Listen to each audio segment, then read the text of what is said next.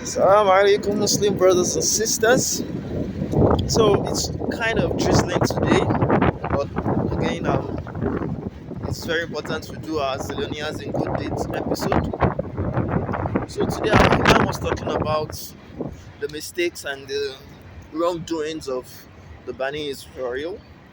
He was making us understand that we Muslims were not like them, and we should also check inwardly about what we also are doing in order not to end up like them and about all the atrocities they committed that Allah subhanahu wa ta'ala mentioned in the Al-Qur'an. So as a result of that, it was making us understand that firstly, they committed some atrocities like, you understand, killing their prophets. Apart from killing their prophets, they also, you understand, were taking or accepting some things that were mentioned in their books and rejecting other things. In other words, they were not doing all the commands or respecting all the commands of Allah subhanahu wa ta'ala. So as a result of that, the Imam made us understand that we shouldn't be like them. We should desist from the acts that made Allah subhanahu wa ta'ala to reject them. And he mentioned how we should check inwardly. If, for instance, we are engaged in riba, you understand, usury, interest, activities whilst doing business, we should avoid it. If we are not being truthful in business, he talked about his own field, for instance, taxes, how he sees many Muslims, you understand, how they are the ones that are actually not paying taxes well, how they are, you understand, cheating and doing all sorts of things, you understand, that are not meant to be done by the Muslims. So as a result of that, it made us understand that we can do better. We can try as much as possible not to, you understand, live the lives of the Bani Israel. Train is actually going, train is moving here. That's why it's kind of noisy. Hope you can see the train. So it's kind of noisy, but I think it's better now because we are going under. We are going on the ground. So it's kind of better right now. So he was trying to let us know that the acts of Bani Israel were one of the things that led to, even though Allah subhanahu wa ta'ala made mention of them being the chosen one, because of how envious they were, because of how they look at themselves as people that are superior than all other races. That was what brought about their downfall. So he was making us understand that as much as we are trying to, you understand, make them understand that what they are doing in Palestine and Gaza is wrong, we should as much check inwardly, you understand, about all the wrongdoings we too are involved in, so that we are not just going to be talking about them, we are not just going to, you understand, be focused on them, but we would also reflect on yourself. Exactly, we also have to reflect on ourselves, you understand, to see how we also can do better, how we can desist from, you understand, the wrongdoings basically, and how we can, at the end of the day, be better inwardly and outwardly. You understand? He made mention of, as I said, his taxes, because I think he's into taxation. Maybe that is his own business or perhaps his own where he works in. You understand? So he made mention of various names, various Muslim or Islamic names, who are many of them you will see are the ones that are defaulting in their taxes, not paying their taxes. Some are even declaring bankruptcy in order not to and I actually watched or listened to, or let me say read a news article about that a lot of people, based on what Joe Biden did in the US, many students who have actually taken up loans, you understand, all in the name of going to schools, many of them are now declaring bankruptcy because of the new policy the Joe Biden administration did in the US. You understand, that allows now students to actually declare bankruptcy and not pay for their, you understand, not pay again for their, And in Islam, for there's their nothing taxes. like bankruptcy. Yes, in There's Islam, nothing like bankruptcy. You have to pay your you debts. have to You pay don't your have to run debts. away from it. Okay? Yes, and one thing I will say he mentioned slightly, which I also like to emphasize here, is that try as much as possible to your contracts. Try to always fulfill your contract. Your promises. Your promises. Try to fulfill your promises. Don't run away from your promises. Exactly. Don't run away from your debts.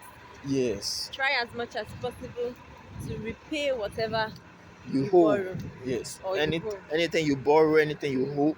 try as much as possible to. And it comes to the concept of Islam doesn't allow usury. It doesn't allow interest. It prohibits it.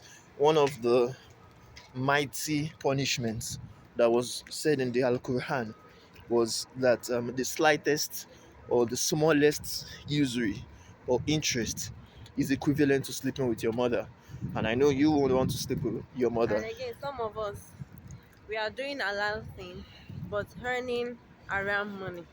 Exactly. Yeah, that's another thing. You have to take So notes of. take accountability of that. Don't earn halal money. You understand? As a Or result of that, around money. Don't earn around. haram Around. money rather. Don't earn haram money. Earn halal money so And do that halal. your business can be halal. And basically go into business and be ethical, be Islamic in what you're doing, and don't go into a contract that is based on usury or based on interest. He talked about mortgage, for instance. Many people getting mortgage, you understand, and doing things that Allah subhanahu wa ta'ala has prohibited. So it's just similar to you accepting the fact that yes, you are allowed to pray, Yes. you are allowed to take zakat, you understand, pay zakat, go for And you hajj also talked about living, like living in this life as if you're going to be here forever, forever. till Exactly. eternity, which is impossible. So Exactly. you have to live as if you're gonna die tomorrow. It's not that you are Tomorrow. going to die tomorrow, but you should But at least live your life like anything can happen tomorrow. anything can It's not happen. live like Exactly. I'm going to live. I'm going to be in this life till eternity. To eternity. Okay. And that's the concept of when he was mentioning about people that actually buy assets, which is not bad, but don't be so keen on the fact that yes, what you get out of life, you don't want it to.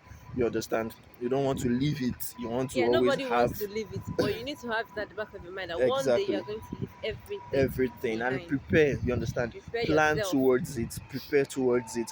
I remember when I was talking about it, and I remembered one of the hadiths I heard that some of the um companions of Muhammad sallallahu alaihi wasallam would always dug graves at the back of their houses, and sometimes some of them will even go sleep in the graves to recollect or to remind themselves of what is going to befall them after their demise. Not that they want to kill themselves, but they are using it as a way to ponder on how death will be, how when it occurs, how they would have to, you understand, sleep all by themselves, you understand, be all by themselves and not have anyone or anything to, you understand, Anybody to talk anybody to talk to not call their have name. any roof under their heads and things like that.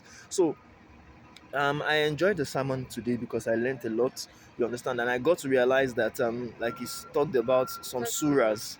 You understand, Surah Al Baqarah. It talks about basically. I want to also give you a kind of assignment and myself to yeah, an assignment that we should check about the mistakes of Bani Israel. We should browse about it. Everything like this we're talking about is in the Al Quran, and if you don't know Arabiya, which is you understand Arabic, you can always learn it through the English subtitles in the translated Quran or even online, you understand, by vetted and you understand authorized websites that we can always check to learn and even watch videos on YouTube, for instance. There are tons of videos. I know if I browse it, tafsir of Bani Israel or tafsir of you understand one of the surahs he talked about.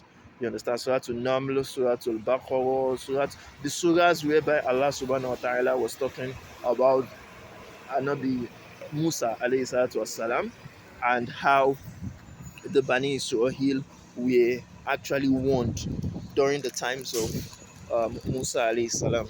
So let's just learn from that and let's try as much as possible to educate ourselves from you understand the mistakes they made so that we don't make the same mistakes. So I Now, hope you presently, benefit. we are doing what the Bani Israel did back in their Yes, time. back That in is their what we are doing now. times.